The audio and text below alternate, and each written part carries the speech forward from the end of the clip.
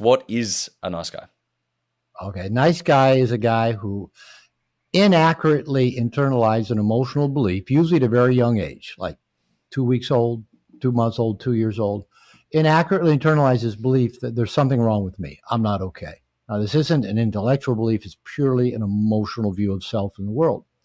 And he then grows through life, through childhood, adolescence, and into adulthood, carrying this internalized belief about himself and tries to manage that sense of I'm not okay. It's called toxic shame. And the way that the nice guy manages, we all have some degree of toxic shame. We all manage it in our own unique way. But the way the nice guy does is two things. One, he tries to become what he thinks other people want him to be, so he'll be liked and loved and get his needs met. And the second thing that the nice guy does is he hides anything about himself that he think might get a negative reaction, that might get rejected, might get punished, might get abandoned. And the things that nice guys tend to hide the most are their needs, their wants, their thoughts, their feelings, and especially their sexuality. Because we live in a culture where probably almost no matter where you live, there's still that message that sex is dirty, evil, and sinful. But yet we're bombarded with sexual stimuli everywhere we go, in media and television and music and movies. And so nice guys often work to really hide their sexuality, which, as we can probably talk about, often leads them to a number of problematic situations. One is the tendency towards sexual addictive type behaviors, a lot of times porn use, hidden behaviors. And it tends to lead to them repressing their sexual agenda when they're engaging with women, which often ends up in the friend zone because, they've hidden their sexual agenda from the woman, thinking if they do that, she'll want to show them her boobs. But it actually has the opposite effect. She never has any sense that she would want to be sexual in any way with a nice guy. So there's basically the nice guy. We're trying to become. I want to become what I think I want you to be, and I'll hide anything from you that I think might get a negative reaction from you. And then we do that in every area of life. Yeah. So that I guess down that sexuality sort of trait of things as well, is that they get the addiction to, say, the porn or other things like that is because they're suppressing their natural feeling of wanting to have sex with whoever they're attracted to, but they suppress that and therefore they opt for the artificial version. Well, it's because if you think about it, sexuality is the life force of all nature. It's the most powerful force in creation. The ability and drive to reproduce after one's own kind. I mean, flowers do it, plants do it, animals do it, humans do it. And humans are the only species that have created shame around their sexuality. That somehow is bad, is wrong, which is kind of interesting. I grew up in fundamental religion, and I have 2 degrees in religion, and I was a minister for a number of years. I'm not religious now. But it's interesting that religion has, really created this cultural meme, and mostly it's the Abrahamic religions, it's Islam, it's Judaism, it's Christianity, that the sex is bad. Or at least sex is bad, dirty, and evil, so save it for the one you love. That's the message I got growing up. But it's interesting. When I talk to guys that have repressed their sexuality because they think that's pleasing to God or it fits their religion, I'll ask them, what was the first commandment in the Bible, in the Old Testament, that God gave to Adam and Eve?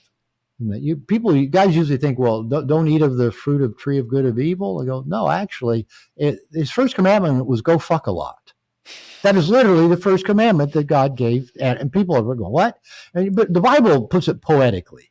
Go forth and multiply. Like, go forth and multiply is go fuck a lot. Go put a lot of penises and a lot of vaginas and have a lot of babies, right? So the first commandment God gave to humans was have sex. And then if you bring that into the New Testament, I ask guys, I said, all right, show me where Jesus condemned anybody for having sex. Gay person in adultery, person premarital sex, can't be found. You can't find Jesus condemning anybody for having sex. So all this social meme about sex being bad and we're bad for being sexual has come from somewhere else, right? And then been imposed on us. So what happens, because this is such a powerful drive, it's the essence of all creation and all life. That's what we're driven to survive and to procreate. That's what our nervous system wants to do. So if we try to hide that, repress it, hide it from ourselves, hide it from our parents, hide it from the girls or the guys we're interested in, it's got to go somewhere. It's just a force of nature that cannot be repressed. So it will find the cracks, it will find the gaps, it'll find the darkness, the little holes to seep out. And nowadays, culture has made it so easy for that to get manifested, especially with online porn and other pseudo forms of porn, whether it be OnlyFans or sugar daddies, sugar babies, and because whatever gets repressed does get expressed. It will go somewhere. So, and that's true for anything that any of us are hiding, whether it is our wants, our needs, our feelings, our desires. If we repress it, it's going to manifest. It'll show up in our body, maybe in migraines or backaches or allergies or stomach problems or insomnia. It's going to go somewhere. And since that's a primary survival mechanism for nice guys to hide and repress, it can really gnaw away at us in all kinds of ways that we don't usually associate. That my back hurting me is the uncomfortable emotions I'm not expressing, or my biting humor that drives people away is my desire to be liked, and that I feel like I give so much and no one gives back. So it'll show up somewhere if we hide it or repress it. And then that other side, that piece of us seeking approval and validation externally, leads to us being inauthentic and dishonest and untrustworthy. Because if you were trying to seek my approval during this whole interview, I wouldn't know who you are and what you really stand for and where you're going with this. And I wouldn't feel safe, and I'd kind of get my guard up with you. I would just instinctively do that, because people do. So I begin No More Mr. Nice Guy, after kind of just giving a few illustrations of what it looks like, by really diving right into what's wrong with being a nice guy and how it is so problematic, kind of like we've done right here.